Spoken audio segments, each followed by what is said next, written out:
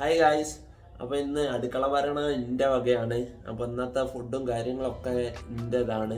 അപ്പോൾ ഇന്ന് രാവിലെ അതാ പുട്ടും പൊടി എടുത്ത് ഇന്ന് പുട്ടാണ്.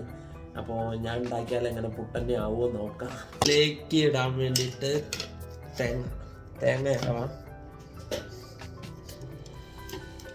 ഇതാവും എനിക്ക് തോന്നില്ല. തേങ്ങ ചിരവാൻ കുറച്ച് പാടാട്ടോ. ആകപ്പാടതാ ചെറിയൊരു തേങ്ങയുണ്ട്. സൺഡേ ആയതുകൊണ്ട് അടുക്കളത്തെ കാര്യം ഞാൻ നോക്കിക്കോളാമെന്ന് പറഞ്ഞതാണ്.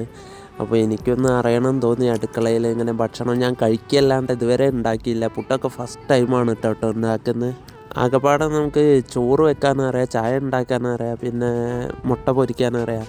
അങ്ങനത്തെ അല്ലറ ചില്ലറ കാര്യങ്ങളെ അറിയുള്ളൂ. അല്ലാതെ കറി വെക്കാനോ അങ്ങനെ പുട്ടുണ്ടാക്കാനോ രാവിലത്തെ ബ്രേക്ക്ഫാസ്റ്റ് അങ്ങനത്തെ കാര്യങ്ങളൊന്നും എനിക്ക് ഇതുവരെ അറിയില്ലായിരുന്നു. പിന്നെ അവളിതങ്ങനെ ഓരോന്ന് പറഞ്ഞു തന്ന് എങ്ങനെ ചെയ്യണമെന്ന്, അതിനനുസരിച്ച് ഓരോന്ന് ചെയ്യുകയാണ്. വെച്ചുണ്ടാക്കി മുന്നിൽ കൊണ്ട് തരുമ്പോൾ കഴിക്കാൻ നല്ല രസമാണ്.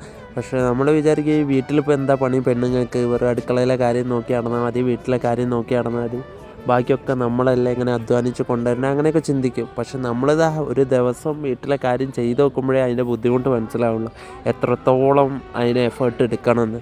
കാരണം സുഖമായിട്ട് അങ്ങനെ ഉണ്ടാക്കാൻ പറ്റില്ല. ഉണ്ടാക്കുന്നതിന് എഫേർട്ട് ഉണ്ട്. പിന്നെ പാത്രം കഴുകി വെക്കണം, പിന്നെ വീട്ടിലെല്ലാ കാര്യങ്ങളും നോക്കണം. ഇത് ചില്ലറ കാര്യമൊന്നുമല്ല. ഇത് സത്യം പറഞ്ഞാൽ പെണ്ണുങ്ങളെ കൊണ്ടേ നടക്കുള്ളൂ. അവർ മാത്രം ഇത് ചെയ്യേണ്ട കാര്യമെന്നല്ല ഞാൻ പറയുന്നത്. അതുകൊണ്ടാണ് ഞാനും ഇത് ചെയ്ത് നോക്കുന്നത്.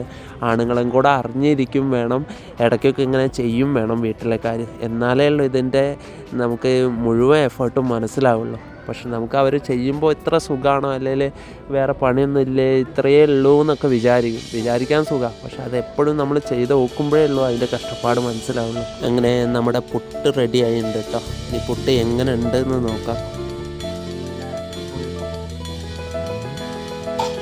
പുട്ട് മാത്രമല്ല, കുക്കറിൽ ഞാൻ 2 മുട്ടയും കൂടെ പുഴുങ്ങാൻ വെച്ചിരുന്നു. അതും കൂടെ അതിൻ്റെ കൂടെ ആവുമല്ലോ, അതുകൊണ്ട് 2 ഇതും കൂടെ വെച്ചിട്ടുണ്ടായിരുന്നു. എന്നാൽ രാവിലെ ബ്രേക്ക്ഫാസ്റ്റിന് 2 മുട്ട പുഴുങ്ങി കഴിക്കും. നമുക്ക് എന്തായാലും ഒരു പ്രോട്ടീനും വേണമല്ലോ.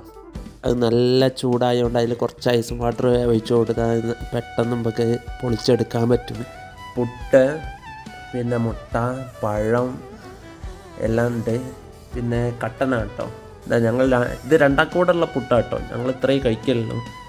അപ്പോൾ ഗായ്സ്, ഇനി അടുത്ത ഉച്ചത്തെ ഭക്ഷണം ഉണ്ടാക്കുന്നത് കാണാം. അപ്പോൾ അരിയൊക്കെ കഴിഞ്ഞിരിക്കുകയാണ്, പോയി മേടിക്കണം. ഇനി അതിൻ്റെ അടുത്ത പാർട്ട് 2 കാണാം. ബൈ.